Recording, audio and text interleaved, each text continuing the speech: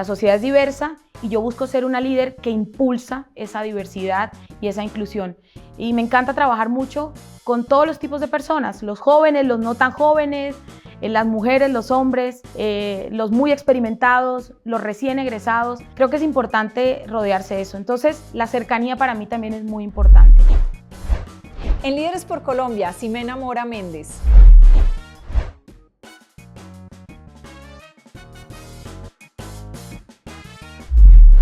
Ximena, ¿a qué te dedicas? Sandra, yo soy presidente de una compañía de fibra óptica, de red neutra de fibra óptica al hogar, que se llama Net Fibra Colombia, y me dedico a conectar a los colombianos a Internet, a que cada vez haya más colombianos conectados a Internet. Pero además soy ingeniera eléctrica, barranquillera, de crianza, nacida en Cartagena, pero barranquillera de crianza. Me la paso entre Barranquilla y Bogotá porque parte de mi trabajo pues está aquí en Bogotá. Soy casada, tengo una hija de 18 años que va a estudiar ciencia de datos en poco tiempo. Amante de los animales, me encantan. Amante del deporte, me gusta nadar. Y bueno, disfrutar muchísimo de los planes de familia. Ximena, ¿cómo llegaste hasta ese cargo de presidenta? Cuéntanos cómo fue ese proceso de carrera. Bueno, fíjate, y arranco un poco contándote de ser barranquillera, ingeniera eléctrica, o sea, costeña, ingeniera eléctrica, mujer, trabajando en el sector de las TICs y viviendo en Bogotá inicialmente. Imagínate todo lo que eso implicaba en términos de brecha y de dificultad.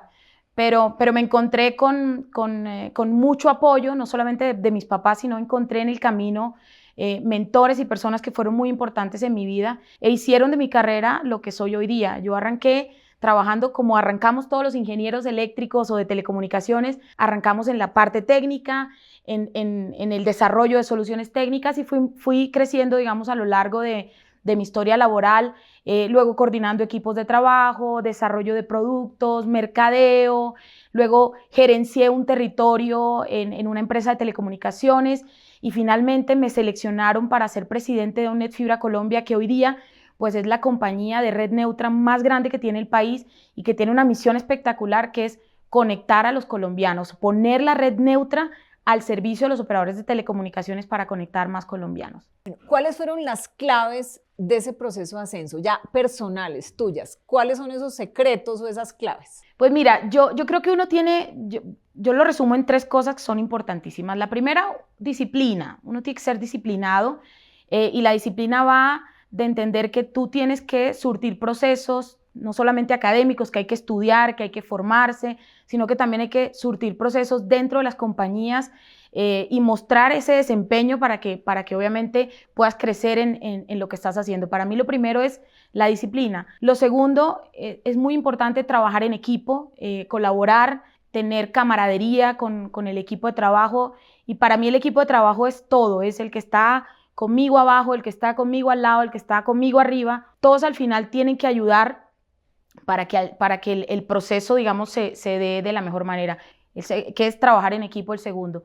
Y el tercero, y diría yo que el más importante, es disfrutar, ser feliz, hacer las cosas con gusto, aprovechar que tú estás en lo que te gusta hacer y disfrutarlo y mostrarle a los demás con el ejemplo que se pueden hacer las cosas bien. Entonces yo resumiría en esos 3 puntos. ¿Cómo fue ese tema del apoyo que hablabas de los mentores? ¿Apoyo en qué? Cuéntanos un poco más. Bueno, mira, yo parto de los mentores de mis papás primero, que además son 2 grandes profesionales del sector de la salud, ojo, ¿no? Sector de la salud y yo en la ingeniería, nada que ver en términos de comparación, pero los vi trabajar muchísimo, ser muy disciplinados, muy estructurados y fueron un gran ejemplo en mi vida para ser lo que hoy día soy.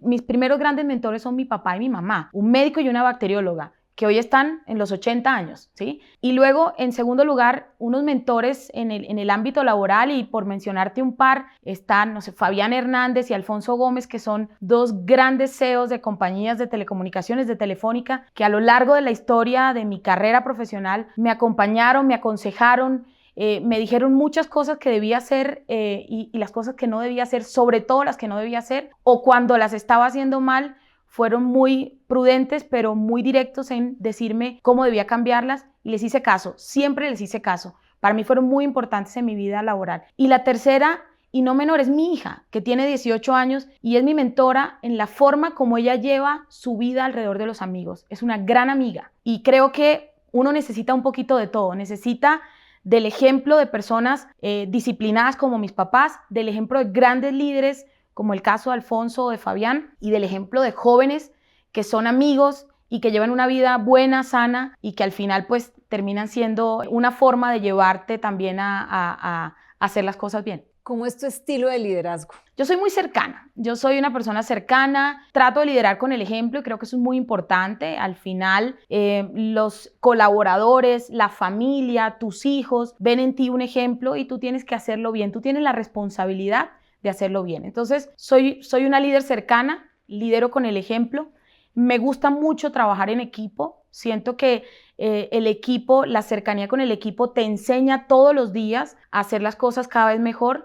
Uno aprende del equipo, que además debe ser un equipo diverso. Nosotros somos el reflejo de la sociedad en las compañías. Si nosotros pensamos que las empresas van a ser típicamente de hombres o solamente de mujeres o de una edad, no, tenemos que ser el reflejo de la sociedad. La sociedad es diversa y yo busco ser una líder que impulsa esa diversidad y esa inclusión.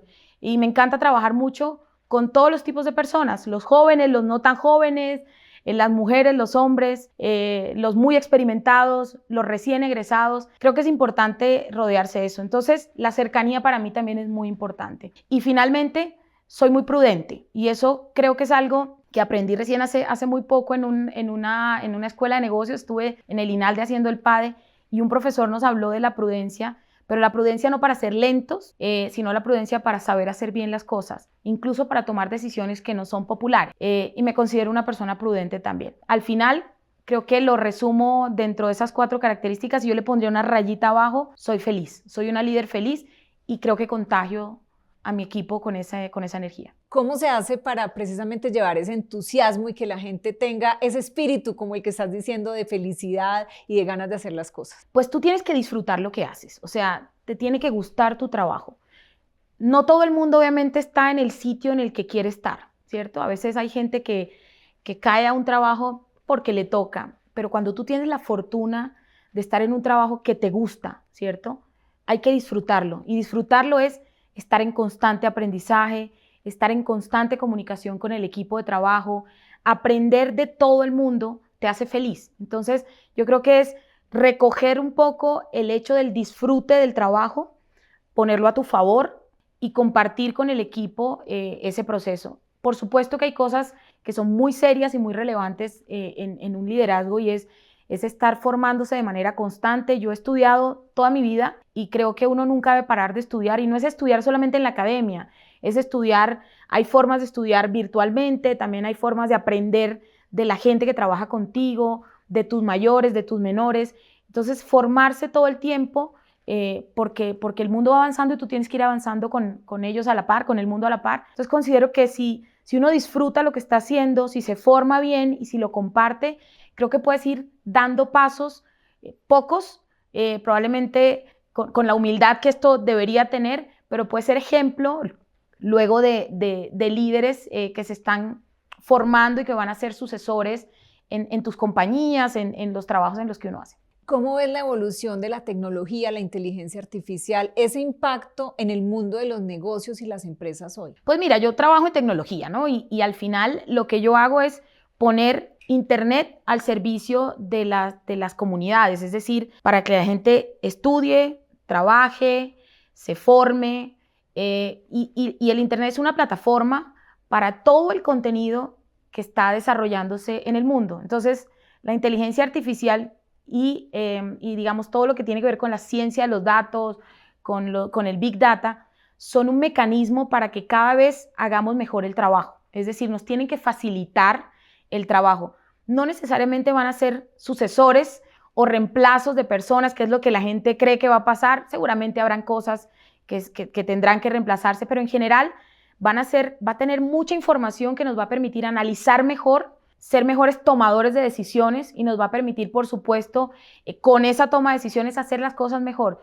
Yo soy una fan, por supuesto, de la tecnología porque trabajo hace muchísimos años en el sector de las TICs y he visto a lo largo de la historia cómo la tecnología ha ido evolucionando y cómo lo que ha hecho es facilitarle la vida a la gente, a las empresas, a la educación, a los gobiernos, a la academia.